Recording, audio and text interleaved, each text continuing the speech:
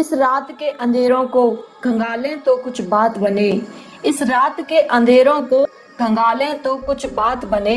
एक नया सवेरा निकालें तो कुछ बात बने। वक्त के सांचे में ढलना तो सबको आता है। वक्त के सांचे में ढलना तो सबको आता है। इस वक्त को सांचे में ढालें तो कुछ बात बने।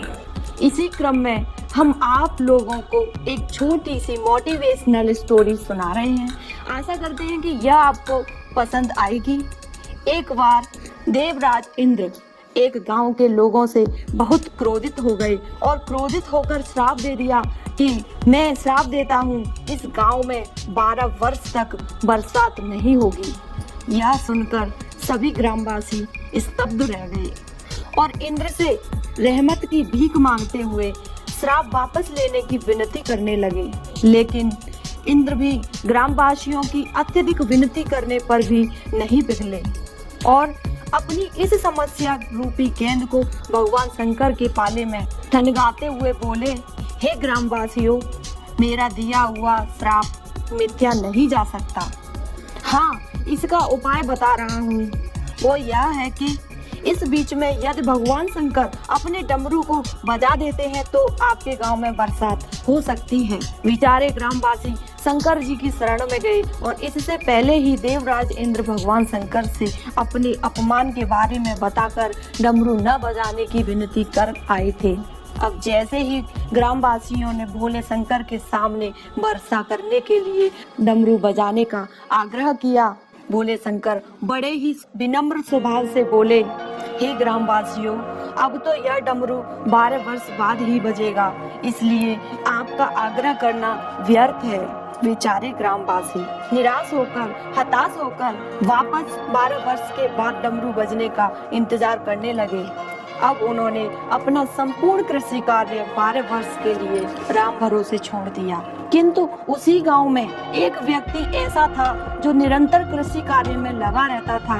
वह नियमानुसार खेतों की निराई गुड़ाई करता था, यहाँ तक कि फावड़ा चलाता था और हल चलाकर खेती की बुवाई भी करता था। यह सब जानते हुए कि डमरू तो 12 वर्ष बाद ही बजेगा, सभी ग्रामवासी उसे पागल, मूर्ख, सनकी इत्यादि तमाम तरह के नाम से पुकारने लगे, किंतु वह अपनी कृषि कार्य की धुन में लगा ही रहता था।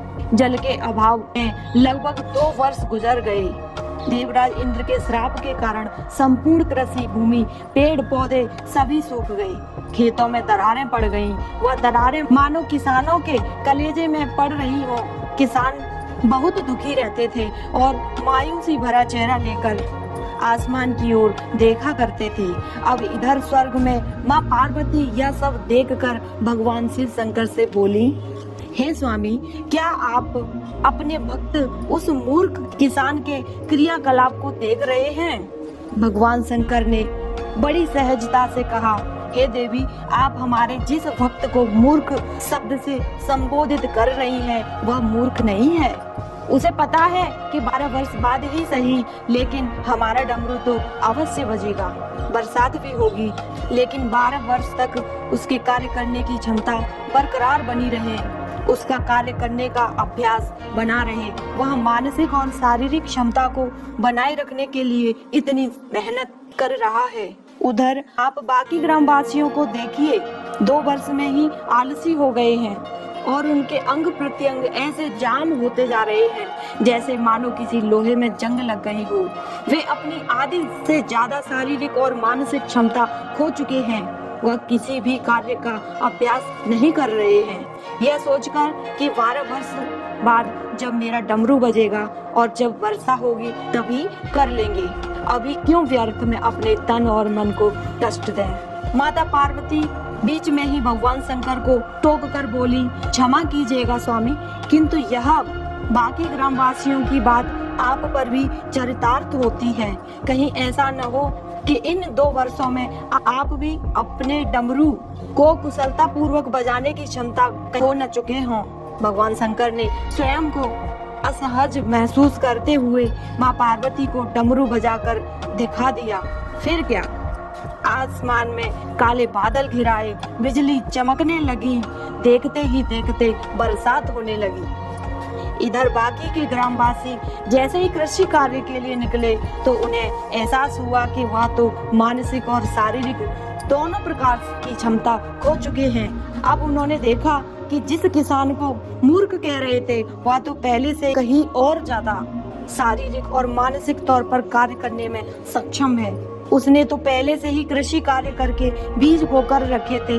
अब देखते ही देखते वक्त बीत गया और उस किसान की फसल पूरी क्षमता के साथ ऐसे लहलहा रही थी जैसे मानो रिद्धि सिद्धि के साक्षात दर्शन हो रहे हों।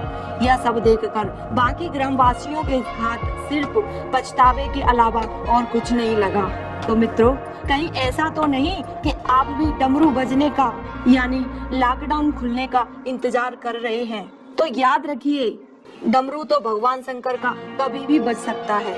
इसलिए इस सन की किसान की भांति ही सही दिमाग को बराबर धार देते रहिए, क्योंकि डमरू तो कभी भी बज सकता है। और हाँ, यदि आपको इस कहानी से प्रेरणा मिली हो तो फॉरवर्ड करके अन्य लोगों को भी प्रेरित करें। और यदि इस तरह की वीडियो की जानकारी आप समय से पाना चाहते हो तो कृपया चैनल को सब्सक्राइब कर लीजिए, बेल आइकन दबा दें। इस फ्री के कार्य से आप हमें मोटिवेट कर सकते हैं, वरना वेट मोटी तो हम लोग हो ही रहे हैं। इस वीडियो को देखने के लिए आपका बहुत बहुत धन्यवाद। यह बताते हुए कि डमरू कभी भी बज सकता है। आपका दिन शुभ हो।